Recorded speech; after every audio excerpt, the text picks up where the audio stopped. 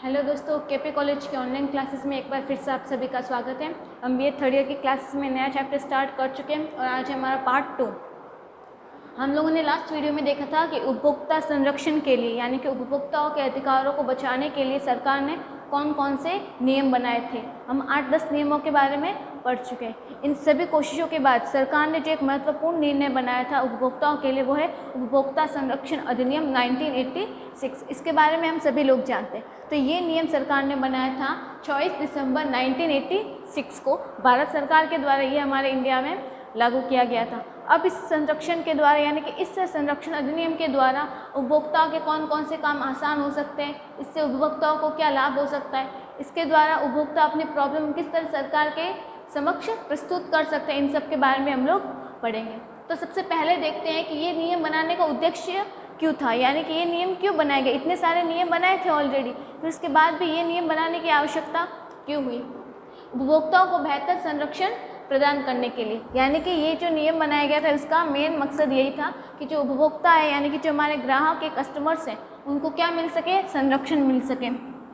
उपभोक्ताओं की शिकायतों को शीघ्र और सरल तरीके से दूर करना, यानी कि जो ग्राहक की प्रॉब्लम्स है उनको जल्दी और एकदम सिंपल वे से किस तरीके से हम फटाफट उसको दूर कर सकते हैं जिससे ग्राहक को कम से कम परेशानी हो, इसके लिए ये अधिनियम बनाया गया।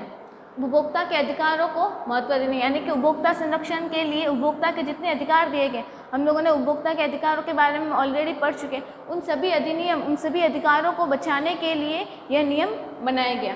राष्ट्रीय यानी कि नेशनल, राज्य यानी कि स्टेट लेवल और जिला स्तर यानी कि डिस्ट्रिक्ट लेवल, यानी कि नेशनल, स्टेट और डिस्ट्रिक्ट लेवल पर 3 स्तरीय न्यायिक तंत्र की स्थापना करना, यानी कि ये जो उपभोक्ता संरक्षण अधिनियम लागू होता है ये 3 स्टेप्स में, यानी कि एक हमारे डिस्ट्रिक्ट लेवल पे, फिर एक स्टेट लेवल पे और एक नेशनल लेवल पे, 3 स्तर पे जो हमारे अधिनियम बनाए गए हैं उनका अच्छी तरीके से पालन हो सके। अब ये जो 3 अधिनियम हैं यानी कि जो 3 स्टेप बनाए गए, हमारे जो सबसे पहला स्तर आता है जिला स्तर। जिला स्तर पे अगर हम शिकायत कर सकते हैं तो उसके लिए हमारा मोटो क्या होना चाहिए, यानी कि अगर 20 लाख तक का कोई है,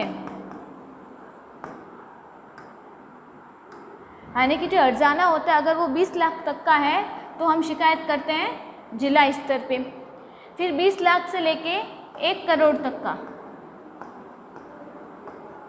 20 लाख से अगर 1 करोड़ तक का अगर हमारा नुकसान हो रहा है, अर्जाना हो रहा है, तो हम उसकी शिकायत करते हैं राज्य स्तर का जो उपभोक्ता संरक्षण अधिनियम है या राज्य स्तर का जो अधिनियम बना हुआ है मंच है, वहाँ पर हम शिकायत कर सकते हैं। और फिर 1 करोड़ से अधिक का होता है तो हम करते हैं नेशनल लेवल पे।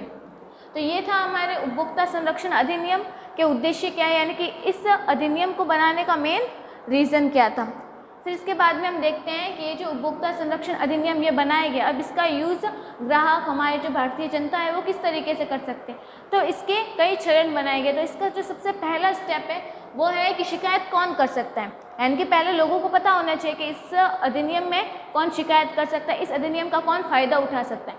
तो इसके लिए स्वयं उपभोक्ता यानी कि जिसके अधिकारों का हनन हुआ है, जिसके साथ ठगी हुई है, वो उपभोक्ता यानी कि स्वयं अगर मेरे साथ ठगी हुई है तो मैं स्वयं जाके शिकायत कर सकती हूँ, या फिर मैंने कहीं और जाके यानी कि जो उपभोक्ता संगठन बने होते हैं मैंने उस उपभोक्ता संगठन में शिकायत कर दी और मेरे अलावा जो उपभोक्ता संगठन के सदस्य हैं मेरे स्थान पे वो लोग शिकायत कर सकते हैं। यानी एक तो मैं स्वयं कर सकती हूँ, मैंने उपभोक्ता संगठन में शिकायत की तो मेरे बिहाफ पे वहाँ के जो सदस्य हैं वो कोई भी सदस्य भी कर सकता है, या फिर कई उपभोक्ताओं द्वारा समान शिकायत किए जाने पर उपभोक्ता संगठन सम्मिलित रूप से एक शिकायत करता है। इसका मतलब क्या है, यानी कि मेरे जैसे और कई सारे लोग हैं, मान लो मैंने एक दुकान से सामान खरीदा, मान लो मैंने घी खरीदा, मेरी तरह और भी कई लोगों ने उनसे घी खरीदा, लेकिन उस दुकानदार ने हम सभी के साथ ठगी, हम सभी को नकली घी पकड़ा दिया। यानी कि हम मेरे साथ मान लो टोटल 10 लोग थे तो हम 10 लोगों के साथ ठगी हुई है, हम लोगों के साथ सेम ठगी हुई है, सेम नुकसान हुआ हम सभी का। तो हम सभी लोग उपभोक्ता संगठन पहुँचे, वहाँ जाकर हम लोगों ने शिकायत की। अब वहाँ शिकायत करने के बाद क्या है, हम लोगों की सभी की शिकायत समान है, यानी कि सेम शिकायत है। तो सेम शिकायत होने पर, ऐसे कंडीशन आने पर जो उपभोक्ता संगठन है हम सबके भी यहाँ पे सिर्फ एक कंप्लेन कर सकता है उपभोक्ता संरक्षण अधिनियम के अंतर्गत। तो शिकायत कौन कर सकता है, स्वयं खुद कर सकते हैं, हमारे बिहाफ पे कोई संगठन का सदस्य कर सकता है, या फिर स्वयं संगठन कर सकता है। एक जैसे ठगी सभी के साथ होने पर उन सभी के बिहाफ पे सिर्फ एक कंप्लेंट रजिस्टर हो सकती है। फिर इसके बाद शिकायत कब कर सकते हैं। अब तो ये तो पता चल गया कि कौन कम कर सकता है, अब कर भी कब सकते हैं। जब वस्तु में कोई दोष है, यानी गलत सामग्री आ जाने पर, गलत सामान खरीद लेने पर हम उस समय शिकायत कर सकते हैं। जब व्यापारी उपभोक्ता से वाजिब दाम से अधिक मूल्य मांगता है, यानी कि जो उस वस्तु का मूल्य है जितना होना चाहिए उससे वह कहीं ज़्यादा, यानी कि 1.5 गुना 2 गुना ज़्यादा अगर वो पैसे वसूल रहा है, तो ऐसी कंडीशन में भी हम उसकी शिकायत कर सकते हैं। फिर उसके बाद हम देखते हैं कि व्यापारी के गलत सामान से उपभोक्ता को जान माल की हानि हो, यानी कि अगर दुकानदार उसने गलत सामान बेच दिया, ऐसी कंडीशन में जो ग्राहक है उसकी अगर जान को खतरा है, उसके सामान से उनको नुकसान हो गया, तो ऐसी कंडीशन में भी हम उसकी शिकायत कर सकते हैं। कब कब कर सकते हैं। वस्तु में सामान में कोई दोष है, सामान में खराबी है, पैसों से ज़रूरत से ज़्यादा पैसे मांग रहा है वह उसके, या फिर उससे जान या माल को नुकसान हो रहा है ग्राहक के, तो ऐसी कंडीशन में हम उसकी शिकायत कर सकते हैं। एक तो देखा कौन कर सकता है और कब कर सकते हैं। फिर उसके बाद हम लोग आगे देखते हैं कि शिकायत कहाँ दर्ज कराएं, यानी कि हमें पता चल गया कौन कर सकता है और कब कर सकते हैं। अब कार्य कहाँ करवानी चाहिए, तो हम लोग को ये देख चुके हैं कि 20 लाख से अधिक हर्जाना होता है तो उस समय हम जिला मंच पे संपर्क करते हैं। फिर उसके बाद जब 20 लाख से 1 करोड़ तक का हर्जाना देना होता है तो हम स्टेट लेवल पे जाते हैं, यानी उपभोक्ता राज्य आयोग स्टेट लेवल पे पहुँच गए। 1 करोड़ तक होने पर स्टेट लेवल, फिर 1 करोड़ से जब ज़्यादा का नुकसान होता है तो हम लोग करते हैं राष्ट्रीय आयोग में, यानी कि नेशनल लेवल पे हम उसकी शिकायत कर सकते हैं। फिर ये शिकायत कब तक कर सकते हैं, यानी कि उसका टाइम पीरियड कितना होता है, यानी कि 2 वर्ष तक, यानी कि जितना जब हमारा नुकसान हुआ है उस टाइम से लेके 2 साल के अंदर अंदर तक हम उसकी कभी भी शिकायत कर सकते हैं। कोई भी कर सकता है, मैं कर सकती हूँ, उसने मेरे साथ गलत सामान बेचे हैं तो मैं उसकी शिकायत कर सकती हूँ। कहाँ कर सकती हूँ, अगर मेरा 2 लाख से 20 लाख से कम है तो मैं जिला मंच पे कर सकती हूँ। 20 लाख और 1 करोड़ से अधिक है, 20 लाख से अधिक और 1 करोड़ से कम है तो मैं राज्य स्तर पे कर सकती हूँ, और 1 करोड़ से अधिक है तो मैं नेशनल यानी कि राष्ट्रीय स्तर पर कर सकती हूँ। और कब कर सकती हूँ, ठगी हुई है उस टाइम से लेके 2 वर्ष के अंदर तक। फिर शिकायत करने से पहले क्या करें, यानी कि हमें जब शिकायत करनी, यानी कि हम उसकी शिकायत करने जा रहे हैं तो उससे पहले हमें क्या क्या तैयारी कर लेनी चाहिए। तो सबसे पहले हमें करना चाहिए उपभोक्ता सभी दस्तावेज को जमा करें, यानी कि जितने भी डॉक्यूमेंट्स हैं, सामान कहाँ से खरीदा, उसका बिल क्या है, कौन सा सामान लिया था, उसमें क्या खराबी आई है, ये सारी चीज़ों के हमें पहले से प्रिपेयर कर लेना है। जितने भी डॉक्यूमेंट्स वगैरह वो पहले से अटैच कर लेने।